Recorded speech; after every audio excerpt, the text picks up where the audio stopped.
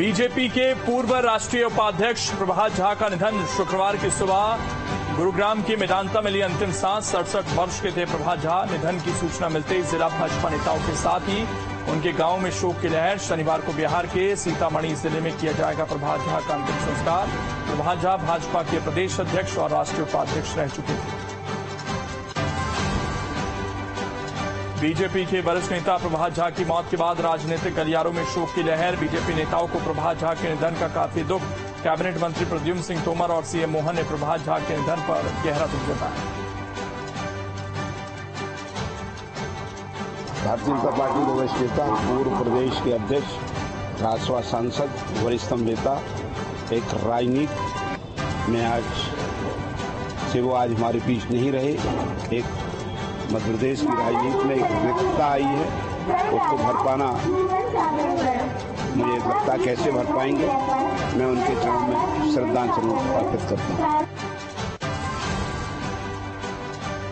प्रभात झा के निधन से दुख में सीएम मोहन यादव। प्रभात झा के पार्थिव शरीर के दर्शन करने गुरुग्राम के मेदांता पहुंचे सीएम मोहन यादव। सीएम मोहन यादव ने किए प्रभात झा के पार्थिव शरीर के दर्शन। सीएम मोहन यादव ने प्रभात झा को दी श्रद्धांजलि। सीएम मोहन ने परिजनों से मिलकर जताई अपनी संवेदना।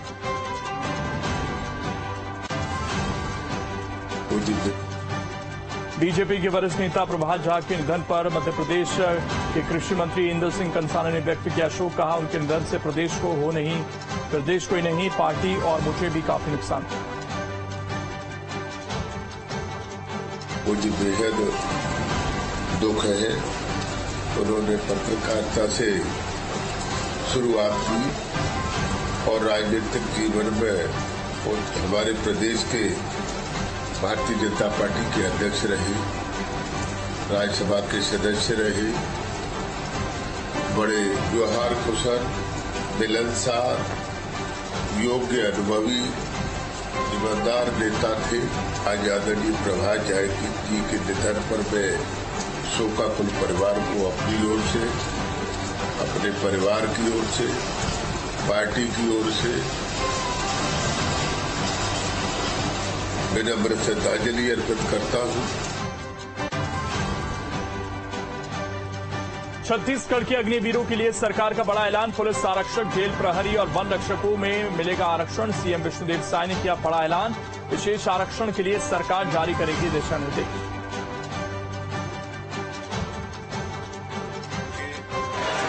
अग्निवीरों को ये बताते हुए बड़ा हर्ष हो रहा है कि अब छत्तीसगढ़ में जितने भी अग्निवीर हैं उनके सेवा के पश्चात छत्तीसगढ़ सरकार उन्हें पुलिस आरक्षक, वन रक्षक, जेल प्रहरी इत्यादि पदों पर प्राथमिकता के आधार पर समावेशित करने की सुविधा देगी।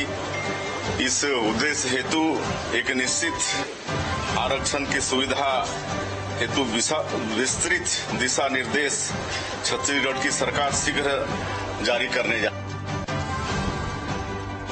अग्निवीरों पर सीएम के ऐलान पर शुरू हुई सियासत। कांग्रेस ने सीएम के बयान को बताया दिखावा। सीएम के बयान पर पूर्व मंत्री शिव डहरिया का बयान।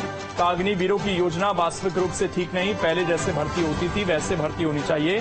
कैसे अलग से आरक्षण देगी साय सरकार।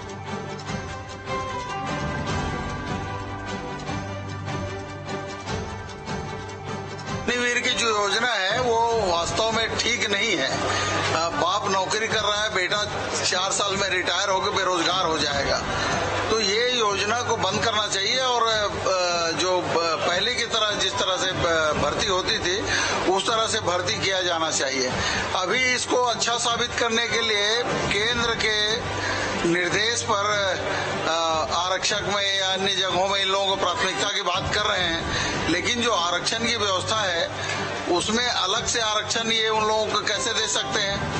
इस तरह का कोई प्रावधान ही नहीं है, ना कोई विधिक प्रावधान है। तो ये दिखावे के लिए इस तरह का काम कर रहे हैं। एमपी सरकार का अग्निवीरों को लेकर बड़ा फैसला। सीएम मोहन यादव का सामने आया बयान। कहा एमपी सरकार पीएम के संकल्प का करेगी अनुसरण। एमपी में सरकार अग्निवीरों को देगी आरक्षण। अग्निवीर जवानों को पुलिस सशस्त्र बलों की भर्ती में मिलेगा आरक्षण।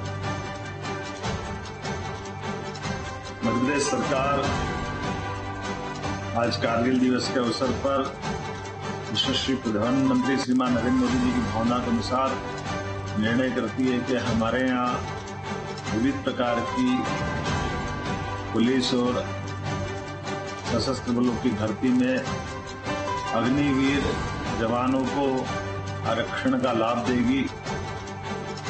अग्निवीर जवान की योजना सच्चे अर्थों में सेना के आधुनिकीकरण के साथ साथ योग्य सैनिकों की भर्ती के अलावा वैश्विक स्तर पर सेना को युवा बनाने की योजना है।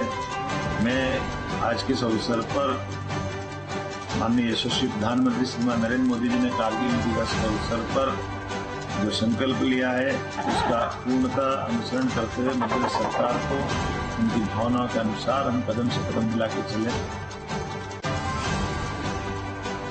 मध्य प्रदेश के जिलों में हो रही बारिश और बाढ़ पर सीएम मोहन यादव का बयान आया सामने। कहा, प्रदेश में अच्छी बारिश हुई, प्रभावित इलाकों में मदद को लेकर सीएम ने दिए निर्देश। तो नीचे के तरफ के जबलपुर, नरसिंहपुर, नर्मदापुरम, हरदा, खंडवा, खरगोन को इस संबंध में अलर्ट भी कर दिया गया है कि हम आवश्यक सावधानी रहें और ये जो जब 2 दिन बाद गेट खुलेंगे तो नीचे के स्तर पे हमको अपनी अभी से सुरक्षा की चिंता करना चाहिए। वर्तमान में फसल के लिए तो बहुत अच्छी है, बरसात फसल के लिए लाभदायी है और कुल मिलाकर के जो अभी की स्थिति में सागर और कटनी में बाढ़ की स्थिति बनी थी, इसमें राहत कैंप भी चला रहा है और निचली बस्तियों में पानी भर जाने के कारण से उनकी राहत भी पहुंचा रहा है। रतलाम, श्योपुर में कल काफी ज्यादा बारिश हुई थी, परंतु अभी रुकी हुई है, जैसे स्थिति सामान्य है। उम्मीद कर रहे हैं कि आप सब अपने अपने स्तर पर चिंता पालेंगे।